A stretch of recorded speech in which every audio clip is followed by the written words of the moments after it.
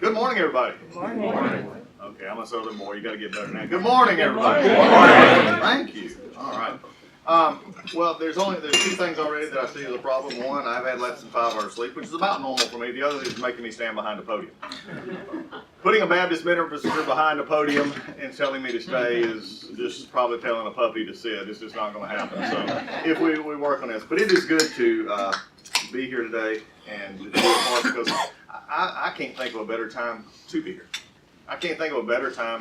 As much as we want to talk about Washington, D.C., as much as we want to talk about the state of gridlock, the state of problems, the state of always running up to the next crisis, But my question for all of us here today is in a time of crisis, in a time of understanding, in a time when things are not as they seem, what better time to actually begin to plot a path for normalcy and getting stuff done?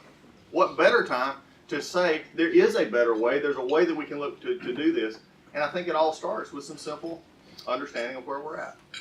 Today I want to touch just briefly, before I get into some real longer thoughts on my work in the committees of jurisdiction, I want to talk about where we're at in the Hill. As Vice Chair of the conference, and as I said, looking ahead, I have been over the past several years traveling to almost every special election that we have had. I've been in most of them this past year, and looking at the format of where we're headed toward November. And I will say it is a challenging environment. It is not something that we're simply going to be able to say tax reform is great, tax reform is wonderful, that's going to help us, it's going to get us over in many of our areas, but it's not going to be enough. It's going to have to be members who are actively involved in their districts, members who actively take a part in saying what matters to the folks that I represent and how do I best communicate that. And now you're also going to hear from me as a fellow Republican. One of the things that I believe as Vice Chair of the conference, and one of the things I ran on and discussing is that we have got to get better at communication. Does anybody agree? Yes. It's okay. I am Baptist. You can communicate with me. All right? By the time I have some of you on the tables here in just a minute. We're going to be ready to go. I mean, Republicans, what are we? We are, but we're not boring. When did we have to decide that good policy equals boring presentations? When did we decide that good policies are, well, I'm going to sit here and I'm going to bore you to death this morning. We have GDP rising at 2.3%. Boy, did you see that bank stock yesterday? That was wonderful. Boy, I had a good feeling today when the Wall Street Journal came out. That was a good headline. The economic indicator said 0.2%. I'm excited. No! Let's talk about things like people in my district talk about things. They go into their convenience store and they look up on the wall of the convenience store called One Stop around the corner from me. And they look up there and they see somebody has posted a picture of the 3-pound bass that they caught, and they're proud of that 3-pound bass. And they look at it and say, this is what I'm doing with my life. When is Republicans going to get the idea that when you talk about conservative ideas, when you talk about moving legislation that helps us get on a good fiscal foundation, a good regulatory foundation, and a country that is strong and prosperous around the world, that is something that you can sell to the average American just as much as they can post a picture of their latest catch or their latest deer that they just got.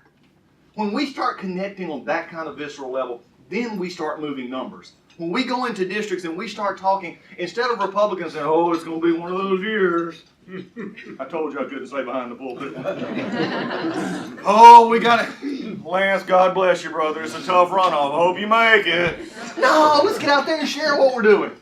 Let's get out there and actually talk about the fact that tax reform is something good. And please don't tell me about your corporate bottom line. I don't care. You know what I do care about? I care about your worker.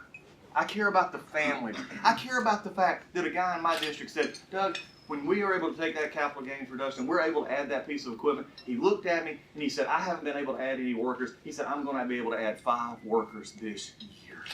And then when I go to one of the workers and I say, what does that mean to you? And when you got a bonus, one of the workers in my district got a bonus of $1,000. And they began to look, I said, by the way, that's just crumbs. In my district, it's not crumbs. Because when that person looked at me and said that $1,000, there was another person that said, I was able to take a vacation with my family. As a state trooper's kid from North Georgia, I'm going to tell you what $1,000 meant to us. I'm going to tell you what it meant for a kid who grew up in North Georgia and has a wife who has been teaching for 28 years. And we've made a partnership because we love each other and we look at our family, and that $1,000 meant that we can do something special for our kids. We could go on a trip, or we could buy tennis shoes, or we could send them to a camp, or we could let them go experience something that maybe we didn't get to experience. You see, this is where we got to connect.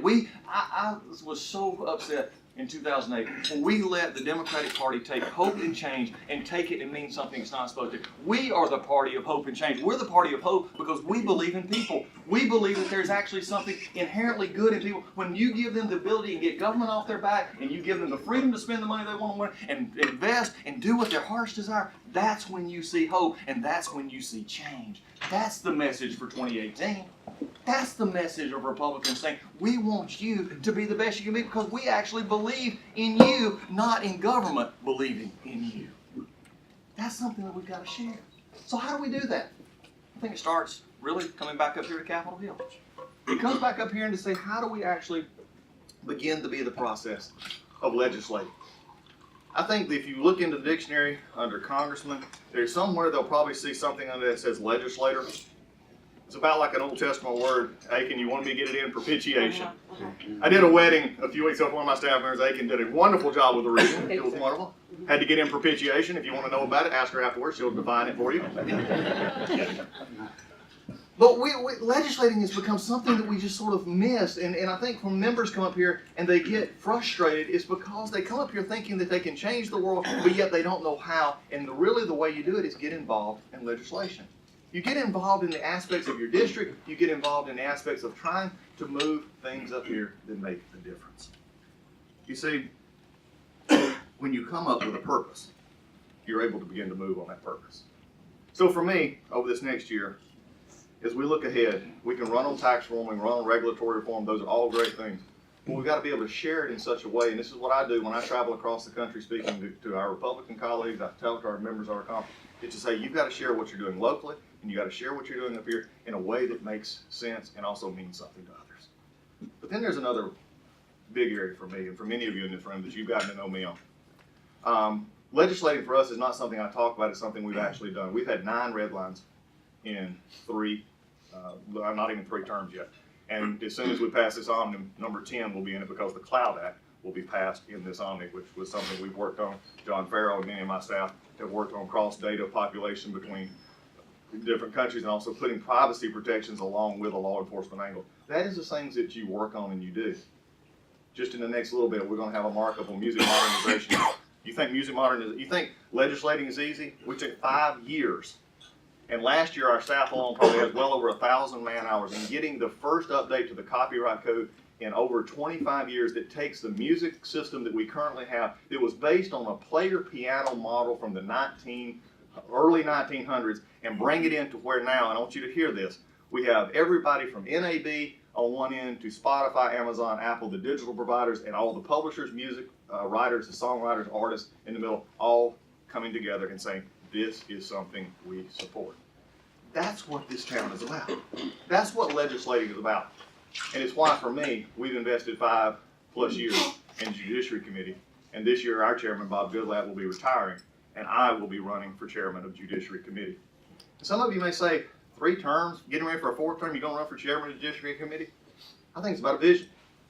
I think we've got a lot of turnover in our committee this year, and what I'm putting forward is a vision of saying there are things in our committee that is really right for the next real resurgence in our economy, and it's a Republican conservative ideas. Let me start this way. One of the areas that we're going to look at, and it is the primary jurisdiction. Judiciary has the primary jurisdiction over what is really what I believe is the next 40 to 50 years of our economy. Jeff appreciate so much introducing me to Apple, the technology companies, but every company in this room has technology, patents, copyrights, all this, and guess where that sits? Okay, this is audience participation part. Where does the jurisdiction for IP sit? Judiciary. All right, we're getting on now. And in judiciary, we don't like to talk about it. Because again, remember what I talked about communication? Sometimes we talk about IP. Zeros and ones and dots and things of patents and we get bogged down. But when we actually look at what the intellectual property jurisdiction of the Judiciary Committee and really what this town can do in that regard is that we have always been, in fact our founders said it, the founders put forth in the Constitution that this was something, protecting intellectual property was something that we were supposed to be doing. They knew it back then. In fact, do you understand where they actually got that from? They got it from every one of the state and the colonies' constitutions themselves. They took it because it was something that they inherently believed that if you protect and incentivize the growth of ideas, then you will grow a nation. And look where we are today. So what do we have to do? We've got to take where we're at and begin to look into the future. Many of you have smartphones, Apples, iPhones, all the smartphones. If we were sitting here 12 years ago, you would not have that. Think about that for just a second.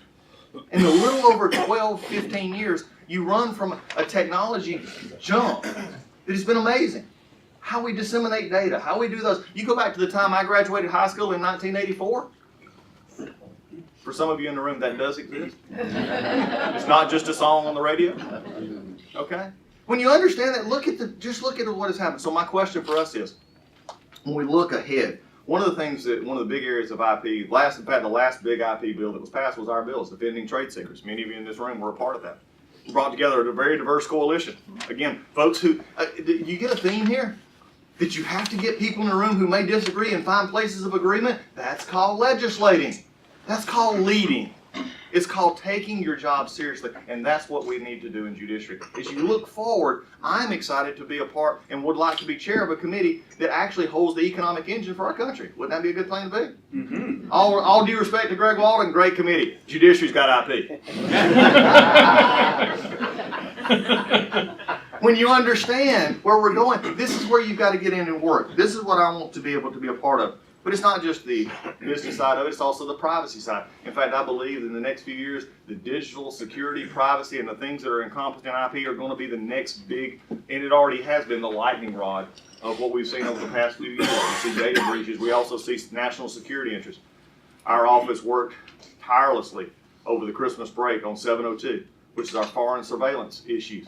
We wanted to work because what was happening was all of a sudden we were going to look into possibly reauthorizing something that did not have some of the very fundamental privacy protections that we wanted to see in there. So what can you do? There's two ways in this town I have found that you do. You call on one side, you don't like something, you go out and you whine, gripe, and moan, or you go on the other side and you get in a room and actually try to fix it. I would prefer to be in a room and try to fix it. This over here makes you feel good. This over here actually does something. And I think when we start moving Congress to that level, then that is what we're going to have to do. Judiciary Committee sits at that threshold.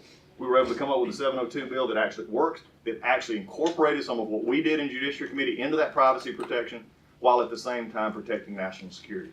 That is a balance that we can strike.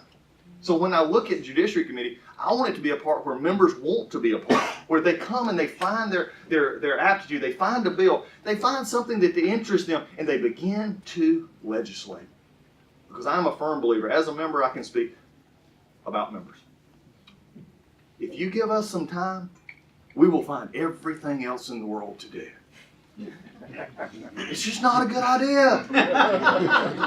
So why don't we actually put our wonderful creativity to active, productive use and get this done? And that's why one of the things that for those in this room, and if you're not sure if you have intellectual property, believe me, you do. This is something we want to look forward to, and whether it be copyright, whether it be patent. Look, I am one right now that believes that we have to be very concerned in an international context. There's a move right now in many areas is that there may be a discussion as where are our patent laws and where are our copyright protections and where are our trademark and trade secret protections? Are we too strict or should we loosen up? And there's been this discussion. I'll tell you right now, if we let up on our protections, on our properties and the stuff that we're developing here in the United States, there are other countries that are willing to take that on, and you will see a migration of intellectual property interests to those places where they are more protected. Copyright or patent protection or intellectual property protection is not something that stifles innovation. It actually encourages innovation. Because if you have no incentive to make something and have it protected so that you can then have it marketable to others or to be a part of your society or part of your company, then why are you going to do it? I would love to think that we're all altruistic and think, oh, we'll just do it and everybody will be happy. We're not.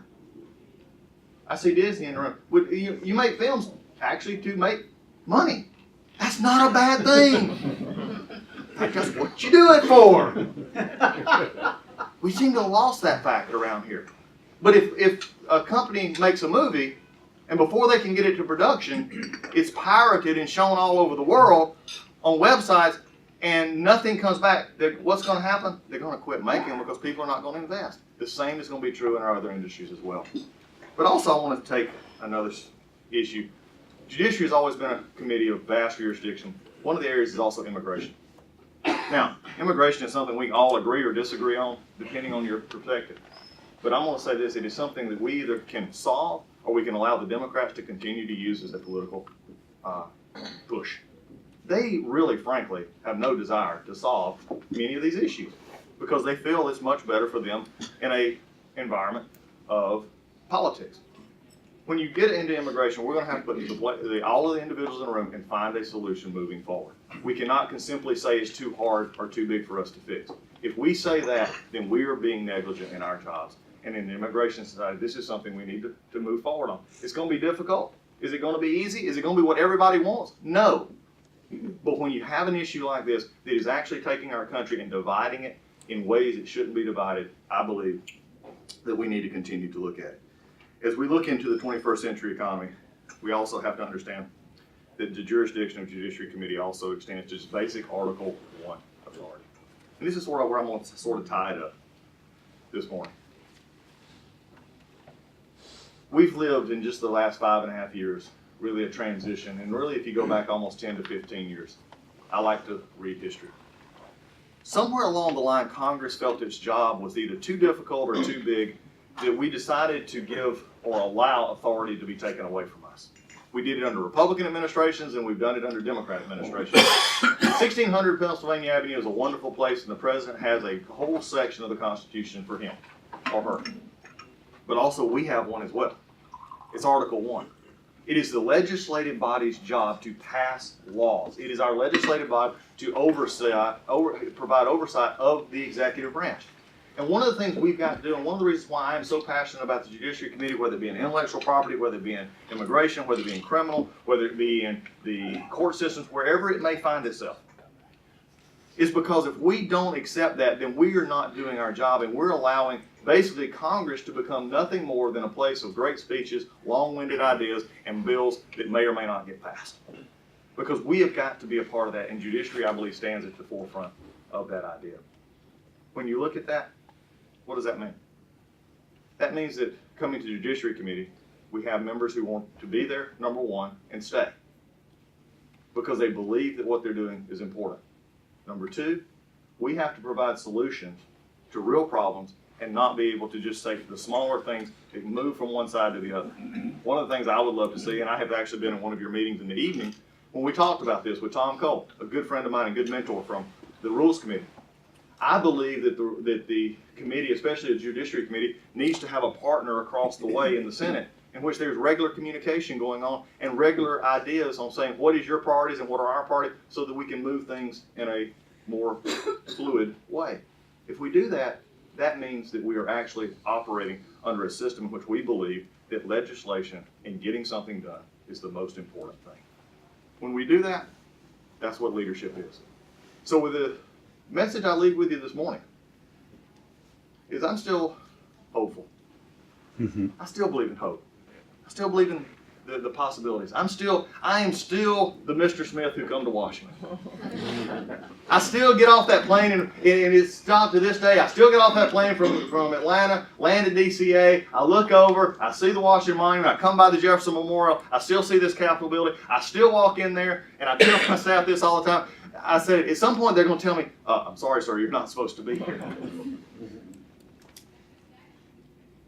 Because when you're raised in Northeast Georgia, trooper's kid, a daddy who went to work every day, a mom who worked with senior adults,